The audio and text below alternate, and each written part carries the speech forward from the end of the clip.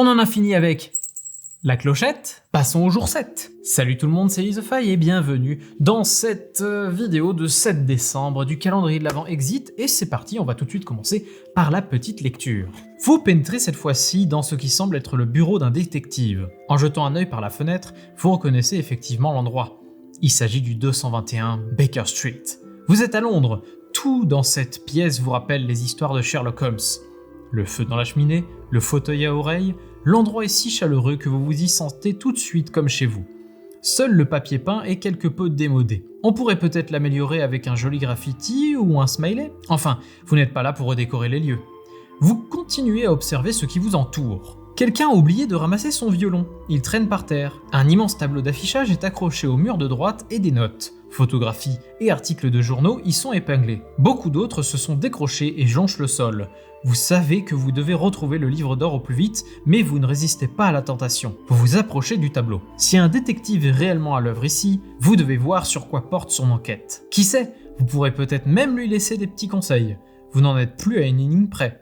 Vous commencez par lire les mots. Tournez la page, ouvrez ensuite la porte de la case 7, vous y trouverez les cartes énigmes F1, 2, 3, 4, 5, 6, 7. Waouh, ça en fait des cartes énigmes là. Je vais voir un peu ce qu'il y a d'abord derrière cette page pour commencer. On a voilà le fameux tableau avec différentes épingles, tout simplement, différentes punaises. Et on va ouvrir cette case numéro 7. Nous sommes bien au bon endroit, je ne me suis pas trompé hier et il y a plein de choses à découper. On va regarder d'abord ce qu'il y a à l'intérieur. On a le fameux tableau avec toutes les choses reliées de ce côté, le fameux chapeau de Sherlock Holmes, le violon. À ce stade, l'énigme est vide de sens, mais vous pouvez voir la solution. Ici, nous avons un sacrément tordu ces notes. Lisez dans le sens horaire, départ 12h. Et après, on a différents effets un peu partout. On a le fameux texte ici que je vais lire. Quel est le lien entre l'homme au chapeau, la femme, l'article sur Jack, l'autre homme, la porte de Kensington Road et le lieu du crime? Il faut trouver le rapport entre ces éléments. Quel est le fil rouge? Sacré texte qu'il y a à l'intérieur, on va d'abord découper un peu ces cartes parce que ça a l'air d'être le cas. Enfin, ça a l'air d'être la chose qu'il faut faire quoi. Donc c'est parti, on ressort l'arme ultime, le massicot.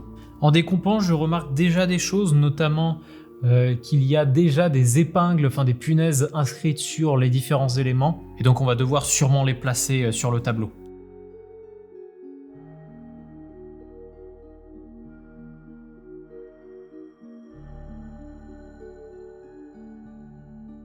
Ça a pris le temps qu'il fallait, mais c'est bon, j'ai absolument tous les éléments devant moi, enfin. Alors j'ai cette fameuse feuille et il va falloir que je trouve l'orientation, il va falloir que je trouve comment relier les différentes choses ensemble. Là j'en ai déjà un, lieu du crime, musée égyptien Kensington, parce que j'ai pas d'autre endroit où un rouge et un vert peuvent se rejoindre comme ça. Et en plus de ça, j'ai un petit mémo technique pour savoir le sens en fait de la feuille, puisque regardez attentivement, en fait ici les punaises sont dans un sens et du coup les images sont aussi dans un sens au niveau des punaises, donc il faut essayer de caler ça un petit peu de manière un peu plus propre. Donc là j'ai posé le deuxième, ici on va pouvoir poser ça là. Le monsieur qu'on voit là, il peut aller ici. La petite fille, ça va être ici en bas à droite. Enfin fille ou femme, je ne sais pas. L'épreuve du livre égyptien ici. Le billet, pour le moment je ne sais pas, mais je suppose qu'il va aller par là. Oui, en fait, il va par là, exactement, il va juste au-dessus. Le dessin du crime, il va là. Ensuite, on a l'article de journal. Je vais poser le reste avant parce que ça me semble plus facile. Je vais poser le monsieur ici, le suspect ici, puis l'article de journal qui ira ici. Voilà, on a notre tableau qui est reconstitué. Je pense que vous avez un assez bon aperçu. Donc, lieu du crime, musée égyptien de Kensington, preuve 10 livres égyptiens confirmés par le gardien du musée, mobile, vol d'œuvres d'art, donc on a 2 personnes ici, suspect Lady Hampshire, Jacques Brett et Sir A. Cannonball, 10 livres égyptiennes, Jacques Brett is true to Sherlock, et on a le fameux corps qui est ici. On va relire ce qu'il y a à l'intérieur. À ce stade, l'énigme est vide de sens, mais pouvez-vous voir la solution? Ne serait-ce que voir, oui, je vois un chiffre peut-être, je vois un 2 potentiellement.